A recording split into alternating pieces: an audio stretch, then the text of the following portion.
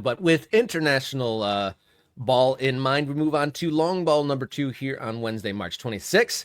Last night, Argentina beat Brazil 4-1 without one Leo Messi, but they'd already qualified based on other results there in South America. So there are a number of teams that have already qualified.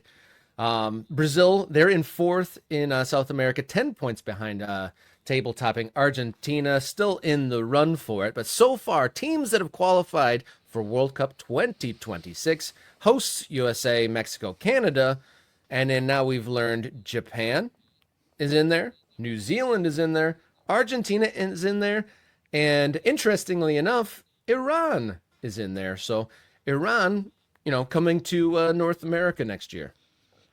Yeah, that it seems uncomfortable, doesn't it? I mean, it doesn't seem like Iran is necessarily a welcome guest in the United States these days.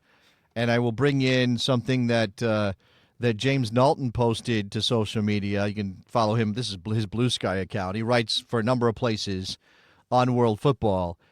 Iran qualified for the 2026 World Cup, but may have trouble entering the United States for the tournament. As mentioned in his Morning Star article, Trump's government has since proposed a list of 41 countries for U.S. travel bans, which is likely to affect some African qualifiers as well. And then he's got a list of the countries that are sort of involved in qualifying who could make the World Cup, who are on the list of 41. Sudan, Cameroon, Burkina Faso, Cape Verde, Congo, and Venezuela. Now, some of these are clearly political, right? Some of them are really based on ideology and just a disagreement with the people in charge. Some of them are, some of these countries do have terrorist elements within them. Without to get too deep into the politics and the global situation right now, it just is a problem. Like you're saying, hey, we're having a party and everybody's invited, and then right before people show up to the door.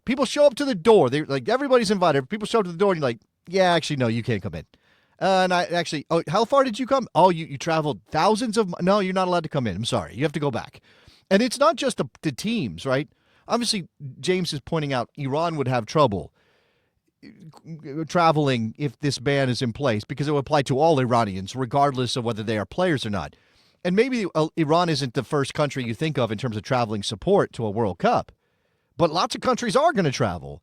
And let's expand this beyond just these countries who might be affected by a travel ban. What about countries that do not have travel bans where their governments have issued advisories about people traveling to the United States because of some high-profile incidents we have already seen? Yeah, because with every action, there's a reaction. We're not the only one banning people. I mean, they're saying it's not just that. They're saying, hey, don't go to the United States because a French doctor got detained at the checkpoint because he had criticized the president in past social media posts, or somebody's wife or husband is related to Palestinian protests or has spoken out positively about Palestinian plights. I mean, again, without even really making it about my opinion on all of this stuff, there is a practical problem when you have a government that is saying, we're putting bans in place, we're restricting travel, we're doing all these very aggressive things with our borders. Oh, but we're also having the world's biggest party. And I still don't understand how Gianni Infantino, and maybe he's trying to massage the situation, Robert. Maybe every time he walks into that Oval Office and takes another photo with the president, his goal is to soften the president up on some of these things for the World Cup. But it's kind of hard to imagine a world based on the first couple of months of this administration where they go, you know what? The World Cup's coming. Can we just cancel all that stuff for a couple months? Like, well, we're going to stop. Like, just the World Cup's here. It's only a month long. We'll just take all those bans away. Because if your ideology, if your perspective, if your political stance is these people shouldn't travel to our country because they represent a threat, you can't just willy-nilly take that ban off or let them in the country, because how do you defend that if you're saying we're guarding against threats? Yeah, but you say willy-nilly to kind of like provide waivers, so to speak, to the players and the fans coming to a specific event. But I feel like if we've learned anything over the last weeks and couple months here, is willy-nilly is part of the nature of what is going on. Yeah, and yeah. and then something at the top, you could be like, this general group of people know, but you guys are the special ones. You are the Right. team Well, that do look, that. I wouldn't be surprised if they try to like divide the two of the maybe, generality of the maybe, nationality and in the maybe, maybe, specifics. maybe to get away with this. Well, but that's the thing. Like, there's not even okay.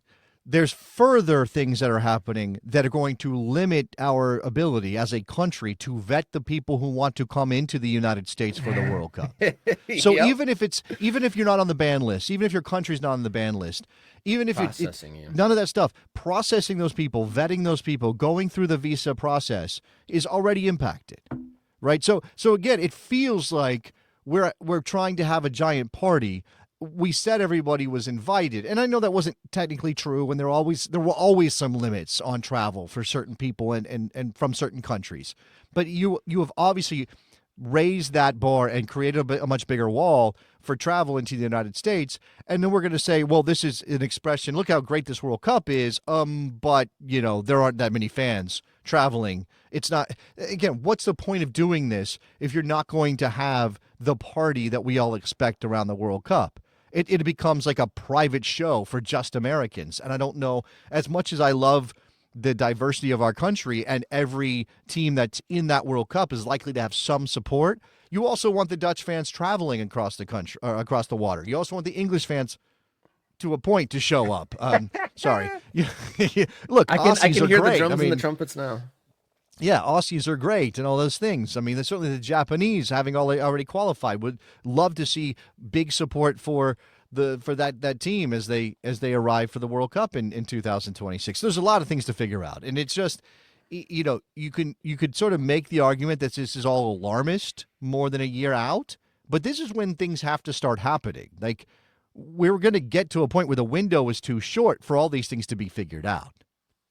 On top of that, the three host nations, we're talking about teams traveling from abroad, qualifying teams. The three host nation teams, the Canada, USA, Mexico, not necessarily on the greatest of terms anyway. And there's stories about Canadians having trouble getting back to Canada. So Yeah, if you are a no, fan, exactly, even if you wanted to see a game in the USA and then see another game in Toronto, where does that leave you? Some sort of technicality, and you're in trouble, and the whole experience is out the door. I think it would be ridiculous to assume, based on what we're watching, that there will suddenly be a door opened and, oh, yeah, Iran and your national soccer team totally come in. No big deal. I just think that is silly to imagine is going to be a simple thing to figure out. So here we are. And then in the comments here, Crispy Do 44. If footballers can't have tattoos for gang suspicion, that's in an individual basis. There's people getting kind of earmarked or red flagged due to tattoos that are linked to this or that. And we know professional footballers get Yeah. tattoos as well. I don't know if Yeah. that's the exceptional other sort of a rule coming in that like, oh, you're a soccer player, don't worry about it.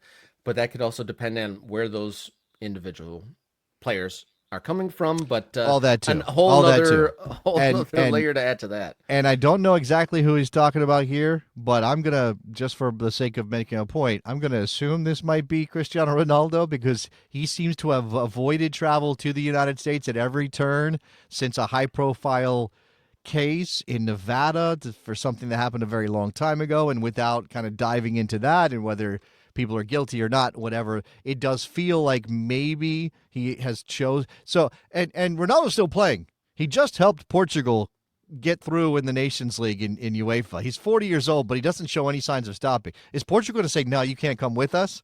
To Cristiano Ronaldo, the most famous player the country has ever had?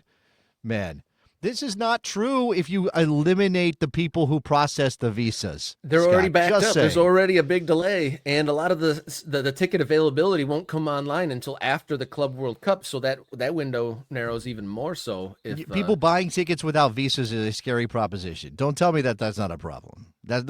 Who's going to want to spend hundreds of dollars on tickets for the World Cup if they can't be sure they're going to get a visa, whether because of where they come from or just the fact that it might take a long time for that to work? yeah, we'll see. I mean, a year to go, we'll see what is put into action or if there's inaction, and it'll be interesting to follow to see the lead up to World Cup 2026.